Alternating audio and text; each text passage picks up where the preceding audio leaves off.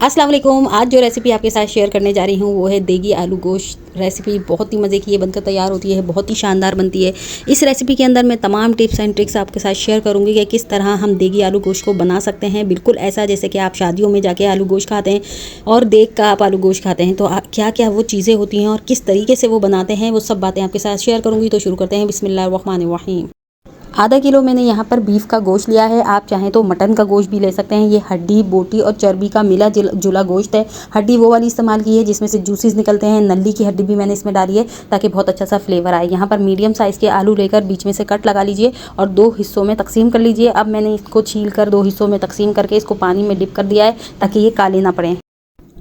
1 cup तेल ले लीजिए और उसको एक पैन में डालकर गरम कर लीजिए। गरम तेल के अंदर डालेंगे हम तकरीबन 3 अदद के करीब दरमियानी साइज़ की प्याज़ें, जो कि 1 पाव जितनी हैं। इन प्याज़ों को जो है आपने बहुत बारीक स्लाइसेस में कट करना है और कट करने के बाद जो है इसको फ्राई करना है।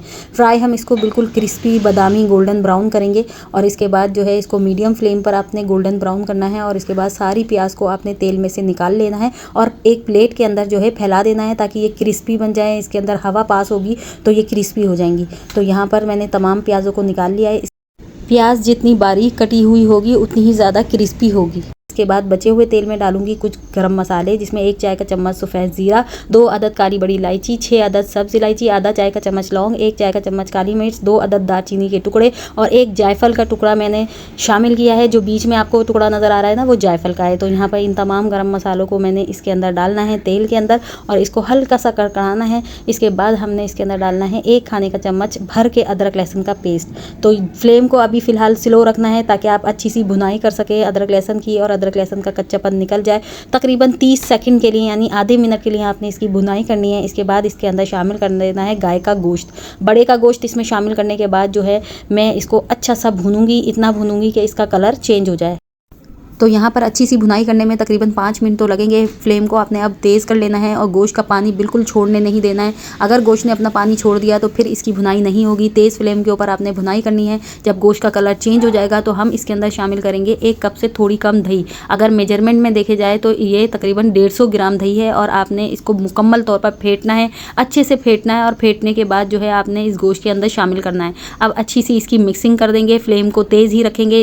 आप बिल्कुल भी परेशान नहीं होइएगा, दही बिल्कुल भी नहीं फटेगी, बिल्कुल सही रहेगी। इसके बाद इसके अंदर शामिल करेंगे 1 चाय का चम्मच नमक और 1 खाने का चम्मच इसमें लाल मिर्चों का पाउडर शामिल करूंगी। 1 खाने का चम्मच में शामिल करूंगी धनिया पाउडर और आधा चाय का चम्मच हल्दी पाउडर इसके अंदर जाएगा और इसके साथ ही 1 चाय का चम्मच कश्मीरी लाल मिर्चों का पाउडर जाएगा। इससे मिर्चें नहीं होती, बस जो है कलर अच्छा सा आ जाता है। तो यहाँ पर जो है आपने तमाम चीज़ों को डालने के बाद फिर दोबारा से इसकी मसालों के साथ भुनाई करनी है और आप देख सकते हैं कितना ज़बरदस्त इसका कलर आ चुका है। और मसालों के साथ इसकी भुनाई करने के बाद जब ऑयल सेपरेट हो जाएगा तो फिर हम इसके अंदर शामिल करेंगे 2 कप जितना पानी और इसको मीडियम फ्लेम के ऊपर पकने के लिए रख देंगे तकरीबन 45 मिनट के लिए।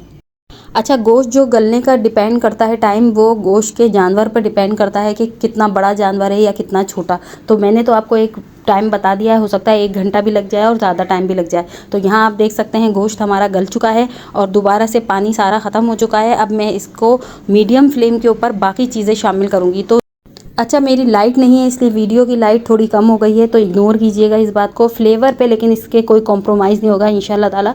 तो यहाँ पर आलू जो मैंने काटे थे उनको मैंने उबाल लिया है, पूरा फुल डन कर लेना है। उबालने के बाद इसको गोश्त के अंदर शामिल करना है। गोश्त हमारा मुकम्मल तौर पर गल चुका है, आलू भी हमारे गल चुके हैं। आधा कप पानी इसके अंदर शामिल कीजिए और इसके बाद जो है इसके अंदर शामिल करेंगे ब्राउन की हुई प्याज।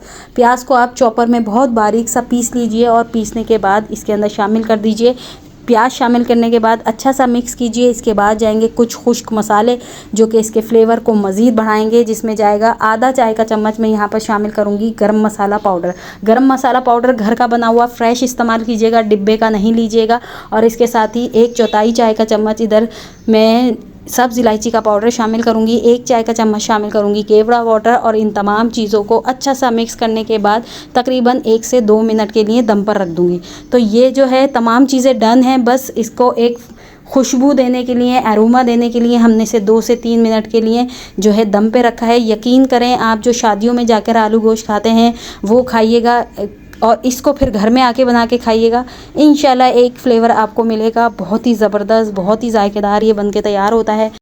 रेसिपी अच्छी लगे तो लाइक शेयर एंड सब्सक्राइब कर दीजिए और इसके साथ ही मुझे इजाज़त दीजिए। अल्लाह हाफिज़।